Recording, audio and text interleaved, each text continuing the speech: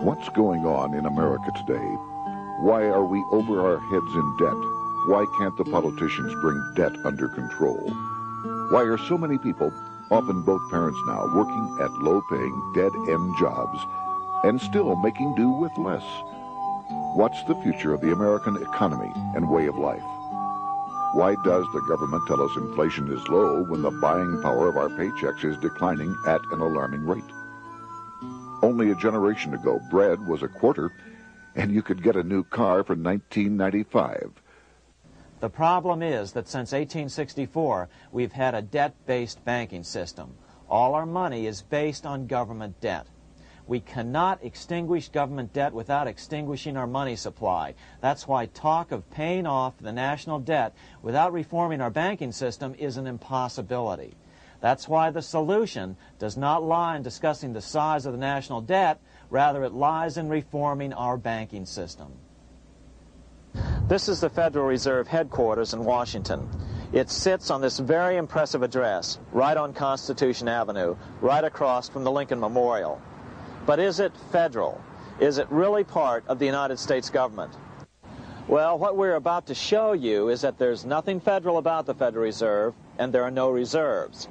The name is a deception created back before the Federal Reserve Act was passed in 1913 to make Americans think that America's central bank operates in the public interest.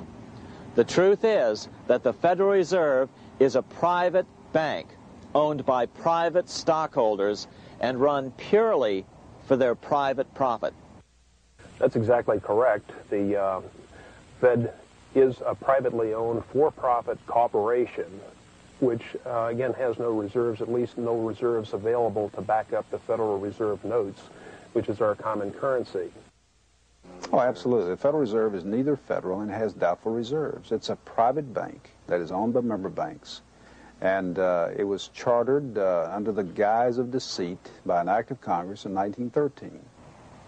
If there's still any doubt whether the Federal Reserve is a part of the U.S. government, check your local telephone book. In most cities, it is not listed in the blue government pages. It is listed in the business white pages right next to Federal Express, another private company. But more directly, U.S. courts have ruled time and time again that the Fed is a private corporation.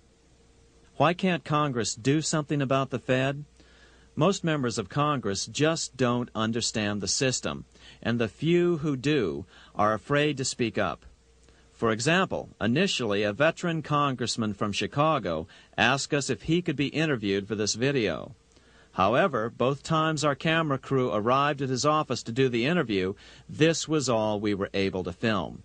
The congressman never appeared, and eventually decided he no longer wanted to participate. But a few others in Congress have been bolder over the years. Here are 3 quick examples. In 1923, Representative Charles A. Lindbergh, a Republican from Minnesota, and father of the famed aviator Lucky Lindy, put it this way: the financial system has been turned over to the Federal Reserve Board. That board administers the finance system by authority of a purely profiteering group. The system is private, conducted for the sole purpose of obtaining the greatest possible profits from the use of other people's money. One of the most outspoken critics in Congress of the Fed was the former chairman of the House Banking and Currency Committee during the Great Depression years. Lewis T. McFadden, Republican of Pennsylvania, said in 1932, "We have in this country one of the most corrupt institutions the world has ever known. I refer to the Federal Reserve Board. This evil institution has impoverished the people of the United States and has practically bankrupted our government. It has done this through the corrupt practices of the moneyed vultures who control it." Senator Barry Goldwater was a frequent critic of the Fed.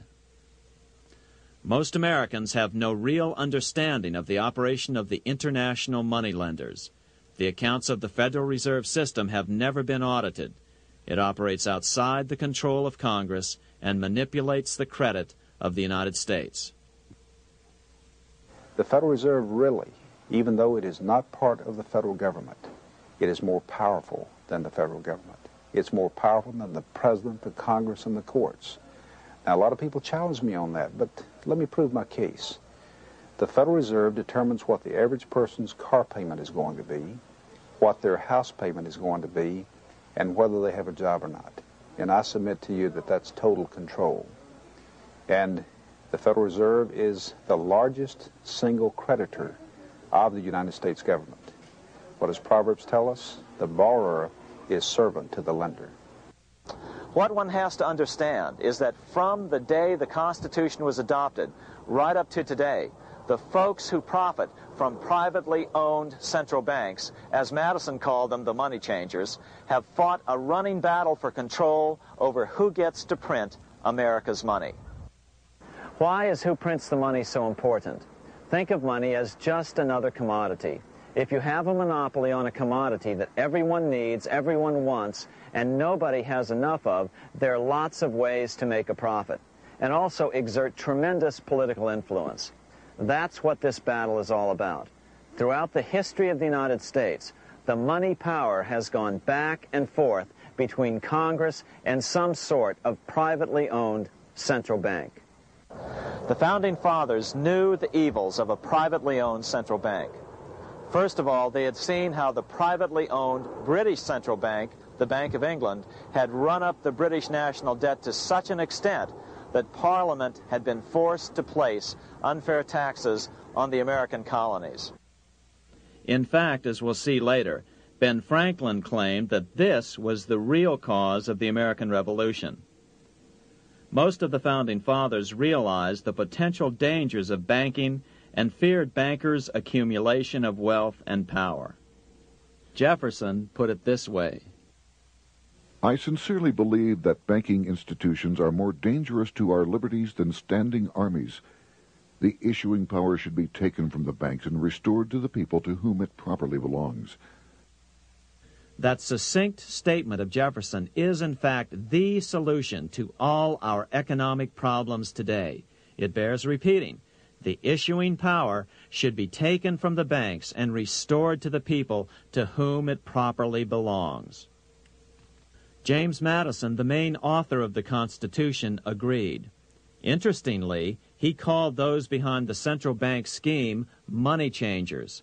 Madison strongly criticized their actions. History records that the money changers have used every form of abuse, intrigue, deceit, and violent means possible to maintain their control over governments by controlling money and its issuance. The battle over who gets to issue our money has been the pivotal issue throughout the history of the United States. Wars are fought over it, depressions are caused to acquire it. Yet after World War I, this battle was rarely mentioned in newspapers or history books. Why? By World War I, the money changers, with their dominant wealth, had seized control of most of the nation's press. Throughout U.S. history, this battle over who gets the power to issue our money has raged. In fact, it's changed hands back and forth 8 times since 1764, yet this fact has virtually vanished from public view for over 3 generations behind a smokescreen emitted by Fed cheerleaders in the media. Until we stop talking about deficits and government spending and start talking about who controls how much money we have, it's all just a big shell game, a complete and utter deception. It won't matter if you pass an ironclad amendment to the Constitution mandating a balanced budget. Our situation is only going to get worse until we root out the cause at its source. What's the solution for our national problem? First of all, education. That's what this video presentation is all about. But secondly, we must act. We must take back the power to issue our own money. Issuing our own money is not a radical solution. I want to stress that. It's the same solution used at different points in U.S. history by men like Benjamin Franklin, Thomas Jefferson, Andrew Jackson, Martin Van Buren, and Abraham Lincoln. So, to sum it up, in 1913, Congress gave an independent central bank, deceptively named the Federal Reserve, a monopoly over issuing America's money, and the debt generated by this quasi-private corporation is what is killing the American economy. Though the Federal Reserve is now the most powerful central bank in the world, it was not the first. So where did this idea come from? To really understand the magnitude of the problem, we have to travel back to Europe. Just who are these money changers James Madison spoke of? In the Bible, 2,000 years ago, Jesus drove the money changers from the temple. It was the only time Jesus used force during his ministry. What were money changers doing in the temple? When Jews came to Jerusalem to pay their temple tax, they could only pay it with a special coin, the half shekel of the sanctuary. This was a half ounce of pure silver about this size. It was the only coin around at that time which was pure silver and of assured weight without the image of a pagan emperor. Therefore, to Jews, the half shekel was the only coin acceptable to God. But these coins were not plentiful. The money changers had cornered the market on them. Then they raised the price, just like any other commodity, to whatever the market would bear. In other words, money changers were making exorbitant profits because they held a virtual monopoly on money. The Jews had to pay whatever they demanded. To Jesus, this totally violated the sanctity of God's house.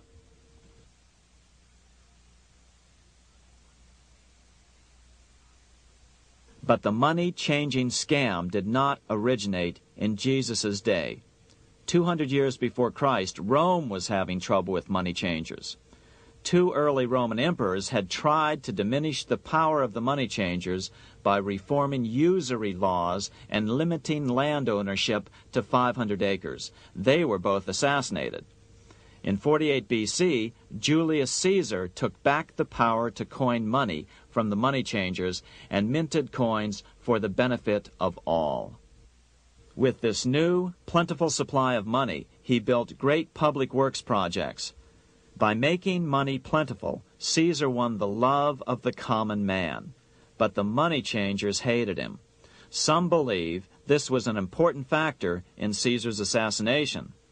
One thing is for sure, with the death of Caesar came the demise of plentiful money in Rome. Taxes increased, as did corruption. Just as in the case of America today, usury and debased coin became the rule. Eventually, the Roman money supply was reduced by 90%. As a result, the common people lost their lands and their homes, just as is about to happen soon in America. With the demise of plentiful money, the masses lost confidence in the Roman government and refused to support it. Rome plunged into the gloom of the Dark Ages.